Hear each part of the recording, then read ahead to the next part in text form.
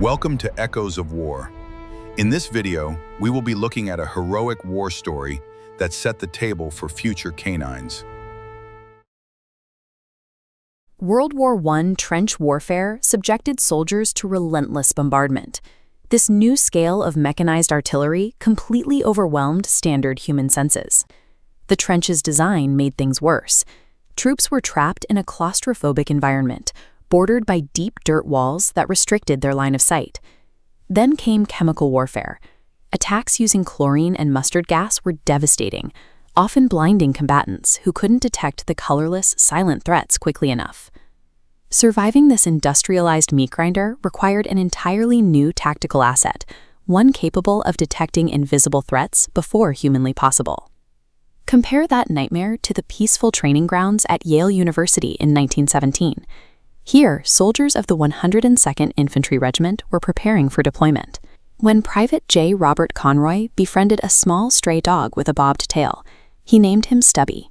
Stubby quickly integrated into the camp. He learned the daily routines, recognized the distinct bugle calls, and even developed a physical salute, raising his right paw whenever officers walked by. When it was time to ship out, military regulations explicitly prohibited pets, so Conroy wrapped Stubby in his overcoat and secretly smuggled him aboard the SS Minnesota bound for France. An untrained stray with zero official training was now on a direct path to the most lethal combat zone on the planet. Stubby's introduction to combat was brutal.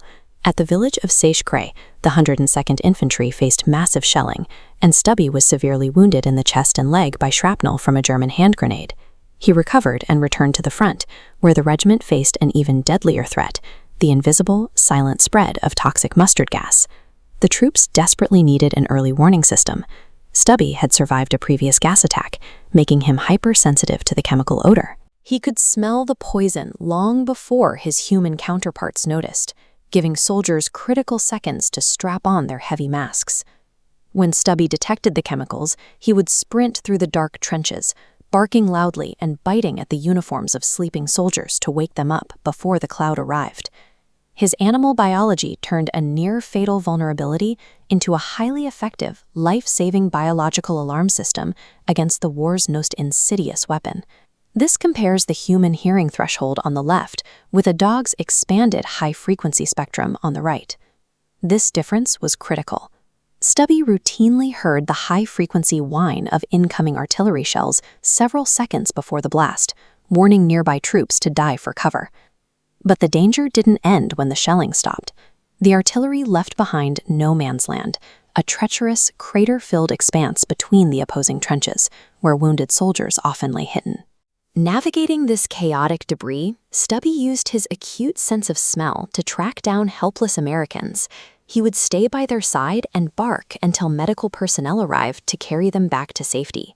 In an environment that rendered humans effectively deaf and blind, this small dog operated as both a living radar system and a dedicated search and rescue unit. During the Meuse-Argonne offensive in late 1918, the regiment faced a different kind of threat, German infiltrators slipping behind American lines to map out trench positions. Stubby discovered one of these spies lurking in the dark. Relying on raw animal instinct, he immediately lunged at the enemy soldier to neutralize him. He bit deep into the soldier's clothing and refused to let go, pinning the man in place until American troops arrived to secure the capture. Capturing an enemy spy in combat was an undeniable act of bravery. According to military tradition, he was given an honorary battlefield promotion, officially transforming him into Sergeant Stubby. When the war ended, Stubby returned to the United States a highly decorated national hero. He led parades across the country and met with 3 sitting U.S. presidents, including Woodrow Wilson. The military validated his combat record by awarding him 2 wound stripes, multiple honors including Purple Hearts, and a custom blanket stitched with his decorations.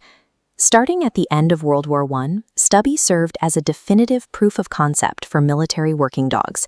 In the decades that followed, the armed forces rapidly expanded official canine units for World War II, Korea, and beyond.